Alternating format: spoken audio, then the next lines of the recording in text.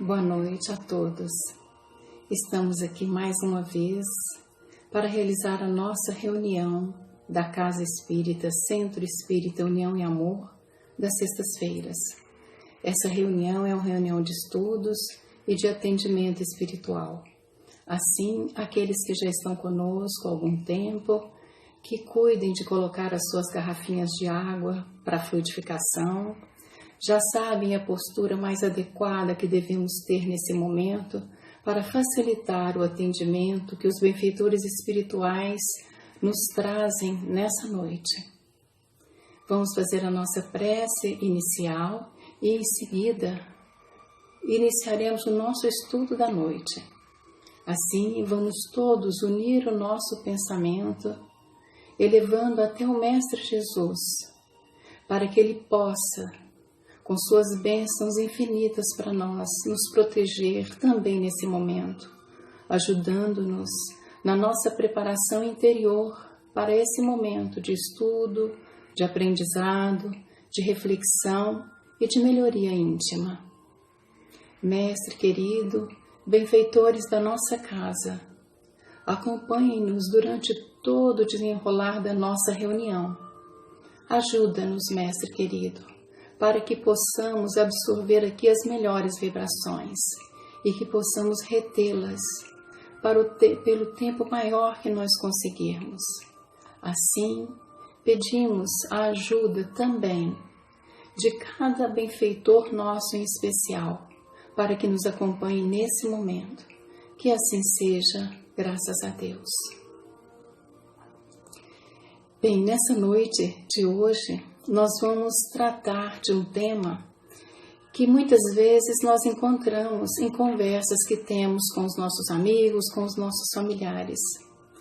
Esse é um tema que está no Evangelho segundo o Espiritismo, capítulo 17, Sede Perfeitos, o item 4, que tem o subtítulo Os Bons Espíritas. É uma página e meia que Allan Kardec traz para nós de esclarecimento e esclarecimento sobre tudo o que nós precisamos entender, inclusive para nós nos identificarmos onde é que nós estamos nesse momento da nossa evolução em relação a essa classificação que a Kardec ali propõe para o nosso entendimento, para que nós possamos melhorar cada vez mais. Allan Kardec começa nos esclarecendo que o verdadeiro espírita e o cristão verdadeiro são a mesma coisa. O Espiritismo não veio instituir nenhuma nova moral. O Espiritismo veio esclarecer, elucidar para nós pontos ainda obscuros pela nossa incapacidade de entender que o Mestre Jesus há muito tempo já tinha nos deixado. Então o Espiritismo esclarece para nós esses pontos, facilitando, portanto, a prática do ensino do Mestre Jesus. E é assim que o verdadeiro espírita, ou verdadeiro cristão, cumprem fielmente a lei de justiça, de amor e de caridade. Aquele que consegue cumprir essa lei é o verdadeiro espírita. Allan Kardec nos traz nesse texto elucidações acerca de que alguns espíritas, ou que se dizem espíritas, se atêm mais às manifestações, acreditam nelas, mas não conseguem apreender as suas consequências, nem tampouco o seu alcance, se retêm nelas em si. E isso faz com que percam a essência que essas manifestações trazem para nós como mensagem, toda ela coordenada por Jesus e todo um exército espiritual, para que nós possamos, em compreendendo a lei que nos rege a existência de seres imortais, essa lei, essa compreensão dessa lei que permite que nós avancemos na nossa evolução. Então Kardec cogita nesse texto se a dificuldade muitas vezes encontrada por alguns de entender o Espiritismo, de entender o cristianismo, se estaria dentro da doutrina espírita. Por certo que não.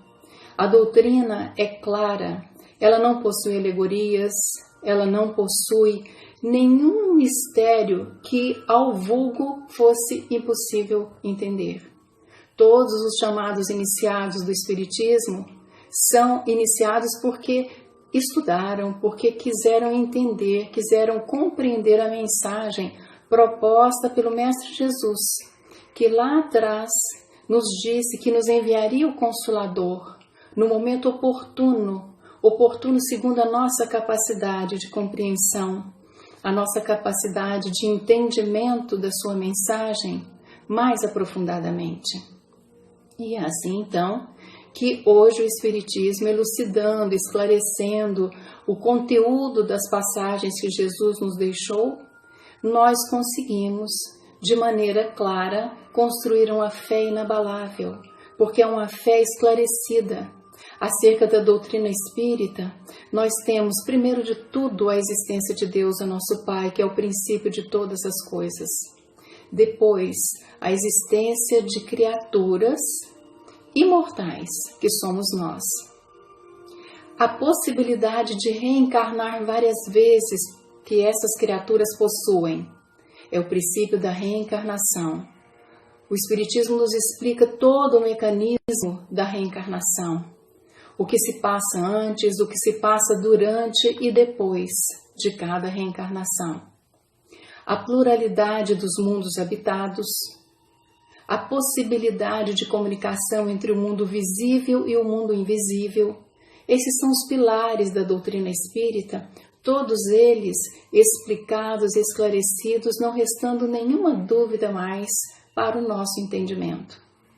Então, sendo da doutrina mesmo a sua clareza, é inerente a ela a sua clareza, é o que lhe dá força, porque isso vai direto à nossa inteligência. Não requer de nós nenhuma ritualização, nenhuma forma de fazer isto ou aquilo, mas simplesmente estudar, aprender e aplicar na nossa vida diária. E Allan Kardec ainda nos coloca nesse texto que não é preciso uma inteligência incomum, uma inteligência de escola para entender o Espiritismo. Tanto é assim que existem alguns conhecedores do saber humano, reconhecidos nesse saber humano, mas que não conseguem apreender a doutrina espírita. Por outro lado, existem inteligências vulgares, moços mesmo, jovens, recém-saídos da adolescência, que conseguem entender, apreender todas as nuances da nossa doutrina espírita. Isso nos faz perceber que não é necessário ter grande experiência já nessa vida ou ter grande conhecimento do saber humano para que nós possamos entender, apreender os princípios da doutrina espírita. É necessário, sim, nos diz Allan Kardec, que para a essência da doutrina espírita nós tenhamos uma sensibilidade especial, que ele chamou de maturidade do senso moral. Maturidade essa que independe, mais uma vez enfatizando, do conhecimento formal que a pessoa tenha, que o ser possua. Independe mesmo da idade que esteja aqui o espírito encarnado. Depende, sim, da sua experiência, do seu desenvolvimento no sentido especial do desenvolvimento do espírito que cada um de nós está fazendo na sua trajetória de vida, na sua trajetória de espírito imortal a caminho da perfeição. Essa maturidade do senso moral faz com que nós pensemos acerca de nós mesmos, onde estamos em relação a essa maturidade. Como é que nós nos enxergamos quando olhamos para nós mesmos em relação a ela? Kardec então evolui por esse texto para nos fazer algumas reflexões sobre os seguintes pontos. Que nós temos as manifestações, que alguns acreditam nas manifestações, alguns acreditam na reencarnação, alguns acreditam em todos os princípios da doutrina, mas esses princípios não os tocam de maneira a poder fazer a transformação moral, a transformação que cada um de nós veio buscar em cada existência, modificar-nos a cada dia, melhorar-nos a cada dia. Esses que assim procedem, esses que assim ficam a caminho, ou muitas vezes até se afastam dos seus irmãos de fé, porque não conseguem trazer para a sua vida diária, não conseguem trazer para os seus atos a vivência do seu conhecimento. Alguns, com os hábitos muito arraigados, ligados à matéria, têm esses laços muito fortes ainda, o que os impossibilita de fazer a transformação moral ou a reforma íntima que muitas vezes nós ouvimos que cada um de nós tem por dever realizar. E é assim, então, que esses são qualificados de espíritas imperfeitos, porque eles conhecem a doutrina, conseguem entender todos os aspectos doutrinários, mas esses não fazem ou não têm o condão de despertar nestes espíritas imperfeitos a mudança necessária, a mudança de hábitos, que começa sobretudo pela mudança dos nossos pensamentos. Leon Denis, no livro O Problema do Ser, do Destino e da Dor, nos traz no capítulo que ele fala sobre o pensamento e a da nossa reforma íntima, que o pensamento é o que conduz e cria tudo. Tudo nasce nos nossos pensamentos. E é assim que esses que ainda são qualificados, segundo Allan Kardec, de espíritas imperfeitos, ainda não conseguem identificar, ainda não conseguem parar para refletir e identificar a qualidade dos seus pensamentos. Evoluindo no texto, Allan Kardec vem nos dizer que aqueles que estão mais à frente conseguem ver a doutrina de outra forma. Antes até, embora não esteja no texto de Allan Kardec, mas em outras literaturas espíritas, nós identificamos aqueles espíritas que são fanáticos, aqueles que são os exaltados. Esses prestam um desserviço à doutrina na medida em que também por desequilíbrio, também ainda por falta de conhecimento, propalam a doutrina espírita de uma maneira inadequada, querendo fazer a conversão de muitos, se entusiasmam tanto com a beleza da doutrina, que é fato, mas que não conseguem respeitar o momento evolutivo daqueles com os quais convivem. Além desses, outra literatura espírita nos diz, ou em outras literaturas espíritas, nós encontramos aqueles que mais se atêm à parte filosófica e científica da doutrina espírita, que é a parte, se podemos mencionar assim, mais material. Querem estudar, querem fazer experimentos, querem fazer grandes debates, reflexões sobre os princípios, mas não conseguem ir além do aspecto científico e filosófico, não alcançando o aspecto religioso da doutrina espírita. E é esse aspecto religioso que, quando nós conseguimos apreender, tem para nós o potencial de nos ajudar a realmente fazer a nossa reforma íntima. Porque é nesse aspecto religioso que está a caridade. É nesse aspecto religioso que está a lei de justiça, de amor e de caridade. Voltando para o texto base do nosso estudo dessa noite, Allan Kardec nos diz que o espírita, considerado o verdadeiro espírita, esse já está num grau de adiantamento moral superior, ou seja, já realizou grande parte da sua jornada evolutiva que era possível se fazer no estágio em que nós, que estamos aqui habitando um planeta de expiações e provas, já conseguiu alcançar. Esse, segundo Allan Kardec, é tocado nas suas fibras mais íntimas pelos princípios da doutrina espírita. Ele compara esse espírita verdadeiro com um músico, que apenas pequenos acordes são suficientes para fazer tocar intimamente um músico verdadeiro. ao passo que outra criatura que não tem a sensibilidade para a música pode ouvir a maior composição musical, mas apenas vai ouvir, não será tocado por essa composição. E é assim então que, distinguindo o espírita imperfeito do verdadeiro espírita, Allan Kardec diz desse último que, tocado no seu íntimo, tocado no seu coração pelos princípios da doutrina espírita, ele busca se transformar. Diferente do outro, que se compraz ali no seu horizonte acanhado, o verdadeiro espírita quer ir além. Entende que existe algo melhor do que ele é hoje e ele quer se transformar em algo melhor. Ele quer buscar ambientes melhores. Ele quer buscar realizações maiores. Esse é o verdadeiro espírita. Sabemos que nós estamos todos a caminho, em diferentes degraus da mesma escala evolutiva, da mesma escada evolutiva. Nesse caso, considerando que estamos todos aqui matriculados na escola Terra, planeta de expiações e provas. E é dentro dessa identificação de cada um de nós que nós conseguimos seguir adiante, sabendo que existem alguns atrás de nós e outros à frente. Não precisamos e não devemos fazer comparações. A comparação que nos é útil é sempre em relação a nós mesmos. Onde eu estava ontem? Onde eu estou hoje?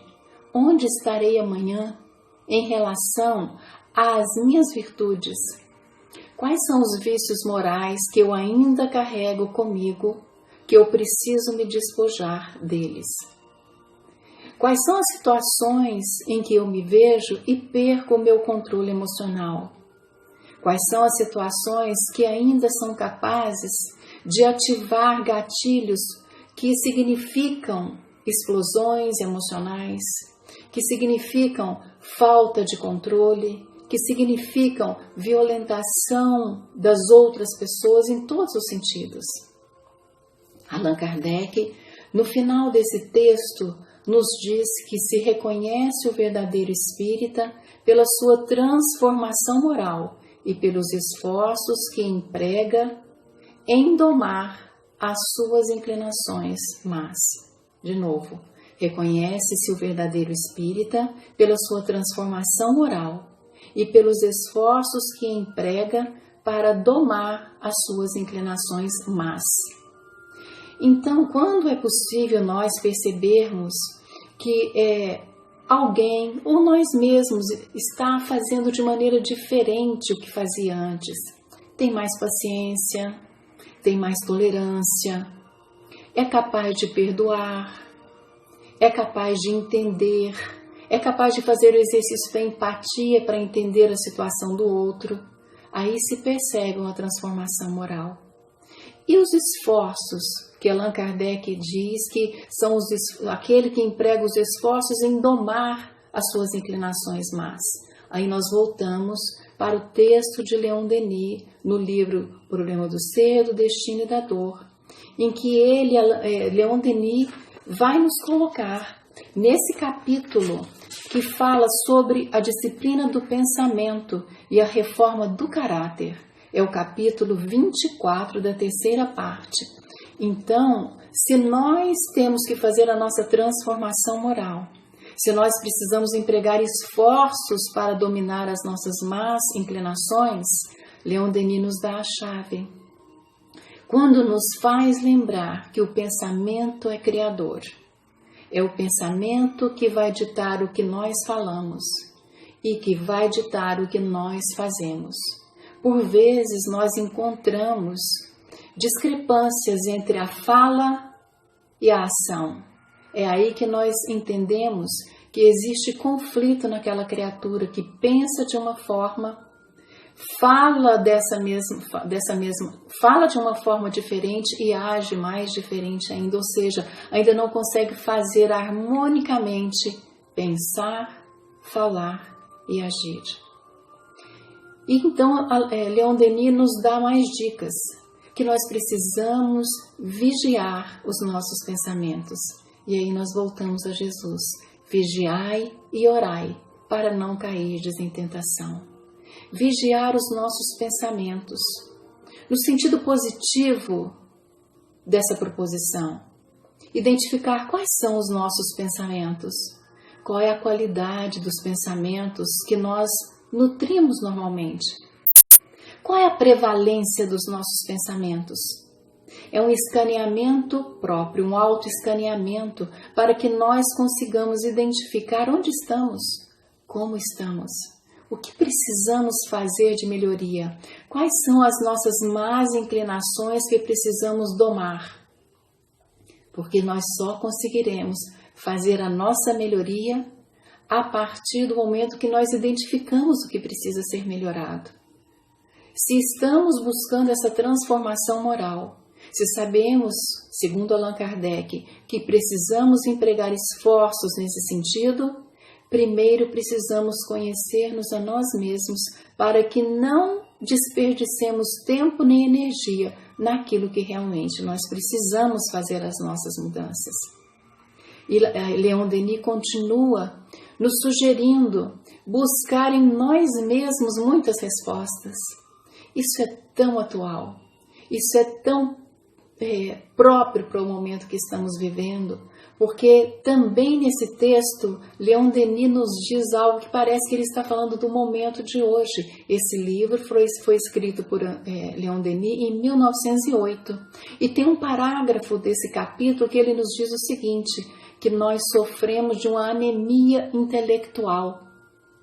Entre outras razões que ele ali explora, ele diz pela raridade de estudos sérios. Olha isso. Parece que Leon Denis escreveu esse texto para a nossa atualidade. Isso vem apenas nos demonstrar que já faz um longo tempo que nós, humanidade, estamos atravessando uma transição de planeta de expiações e provas para um planeta de regeneração. A transição não se faz do dia para a noite, se faz em décadas, se faz em séculos. E é fato que a cada momento que mais se aproxima do fim dessa transição, mais exacerbados se tornam todos os sintomas dessa transição. E aí Leon Denis nos sugere buscar dentro de nós mesmos muitas das respostas que nós precisamos, que segundo ele nós ficamos na superficialidade, embalados por tudo que chega do exterior para nós, as falas de outros, as notícias que vêm pela imprensa, que vêm hoje pelas redes sociais, que vêm pela boca de outros. Segundo ele, nós deveríamos nos abster um pouco desse tanto de informação que vem de fora.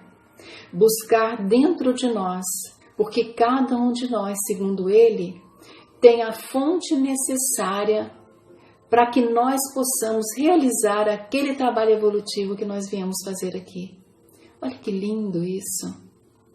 E que nos deixa também tranquilos de que nós não temos que dar conta de ouvir e acompanhar tudo que se produz no mundo exterior de informação, de opinião. Segundo ele, nós devemos selecionar muito isso, para que assim nós cuidemos da qualidade do nosso pensamento. Se eu estou firmemente no propósito de me melhorar, se eu estou estudando, procurando conhecer os pontos doutrinários do Espiritismo que me ajudam a avançar, eu tenho dentro de mim os elementos necessários para que eu possa fazer esse avanço. E aí, então, Leon Denis nos diz que precisamos do estudo sério, precisamos da meditação, porque, segundo ele, é nesse momento de meditação que nós nos colocamos em posição mais propícia a receber a influência positiva da espiritualidade maior. Então, estudo sério, meditação e oração. Com a oração, nós não só nos colocamos em postura propícia de sermos bem influenciados, mas buscamos de maneira ativa a conexão com o Criador, a conexão com as forças positivas do universo. E assim, nesse esforço continuado e sério, nós podemos mudar o nosso próprio padrão vibratório. E é assim que algumas pessoas nós conhecemos que, apesar de tudo que esteja acontecendo à sua volta, conseguem manter a paz conquistada com esforço e com trabalho. Trabalho no bem, trabalho no sentido de buscar entender, buscar identificar em nós as necessidades que nós temos evolutivas e trabalhar em cima delas. Focar a nossa atenção, focar a nossa energia, não nos dispersarmos com tantos apelos externos que na atualidade nós temos. Acima de tudo, Leon Denis vem nos propor o seguinte: nós sabemos e cremos em muito do que é positivo. No nosso caso, espíritas, nós temos os princípios da doutrina espírita, que nós conhecemos, que nós cremos neles, mas a pergunta: já os vivenciamos? Ou até que ponto já conseguimos vivenciar aquilo que nós conhecemos e cremos? Leon Denis nos diz que é preciso viver a nossa crença. É preciso viver a nossa crença. Viver a nossa crença significa colocar em prática todos aqueles princípios que a maioria de nós conhece, crê, admira, mas para por aí. O esforço nosso de agora, e já como sendo o trabalho da última hora, é de arregaçar as mangas e buscar realmente no trabalho de serviço ao outro, do bem ao outro, que significa tolerar, perdoar, conviver em harmonia, respeitar a limitação do outro, porque estamos em momentos diferentes, embora estejamos todos matriculados na mesma escola que é o planeta Terra. Mas temos algumas diferenças de compreensão, algumas diferenças de aprendizado, e é preciso que respeitemos isso. O momento em que nós vivemos é de desafio, desafio que propõe melhoria. Se nós entendermos isso e trazermos para o nosso microcosmos aquilo que é meu de fazer, que eu não dependo dos outros para realizar, que é modificar para melhor o ambiente onde nós estamos. O nosso lar, junto da nossa família, os nossos ambientes de trabalho, o ambiente do lugar onde nós frequentamos, o templo que seja que nós frequentemos, e todos os outros grupos sociais que nós façamos parte. Como estou atuando ali? O que é que eu quero ser nesse momento em que eu e os demais todos precisamos de enfrentar o desafio, nos propondo a nos melhorar. Só assim nós conseguiremos aproveitar esse desafio para mais tarde nos olhar a nós próprios e dizermos como Jesus: eu venci o mundo. Meditemos sobre o estudo da noite. Eu convido a todos que leiam a página que foi a nossa referência de reflexão, que está no Evangelho segundo o Espiritismo, capítulo 17, item 4, os bons espíritas, assim como também o capítulo 24 do livro O Problema do Ser, do Destino e da Dor, de Leon Denis, para que nós possamos não ficar só na superficialidade de alguns minutos de reflexão guiada, porque aqui nós estamos fazendo uma reflexão guiada, mas nós precisamos ir além, precisamos ser capazes de, a partir desse manancial imenso de boas leituras que a doutrina espírita nos coloca, conseguir fazer por nós mesmos o caminho do autoequilíbrio. É muito bom estarmos aqui, em conjunto, amparados pela espiritualidade maior, para realizarmos estudos como esse. Mas isso não é suficiente. É a plataforma que vai nos sustentar para que nós avancemos com o nosso próprio esforço. Pois, segundo Allan Kardec, reconhece-se o verdadeiro espírita pela sua transformação moral e pelos esforços que emprega para dominar suas inclinações más. Pensemos nisso. Vamos agora, conjuntamente, fazer a nossa prece de encerramento e nesse momento também vamos todos receber o passe à distância. Os médiuns que comumente aplicam o passe individual lá na casa espírita física, está cada um deles na sua casa, participando aqui do nosso estudo e nesse momento vão entrar em comunhão para aplicar o passe coletivo a todos nós que estamos aqui juntos, aproveitando esse momento de estudos. Fechemos os nossos olhos para que nos facilite trazer à nossa tela mental o Mestre Jesus.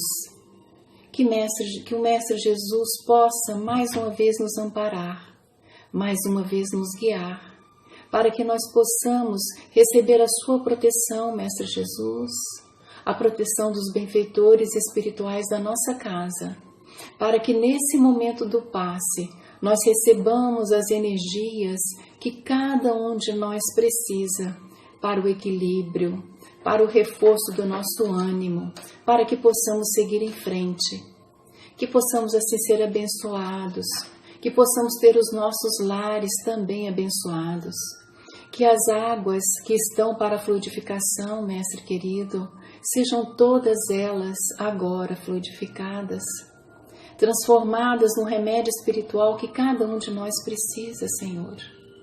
E assim, oramos a oração que o Senhor, Mestre Jesus, nos ensinou para nos dirigirmos ao nosso Pai. Pai nosso que estais nos céus, santificado seja o vosso nome. Venha a nós o vosso reino, seja feita a vossa vontade, Senhor, assim na terra como nos céus. O pão nosso de cada dia dai-nos hoje. Perdoa as nossas dívidas, Pai, assim como nós perdoamos os nossos devedores. Não nos deixeis, Senhor, cair em erro, cair em tentação e livra-nos de todo mal, e assim seja. Fiquemos todos na paz de Jesus.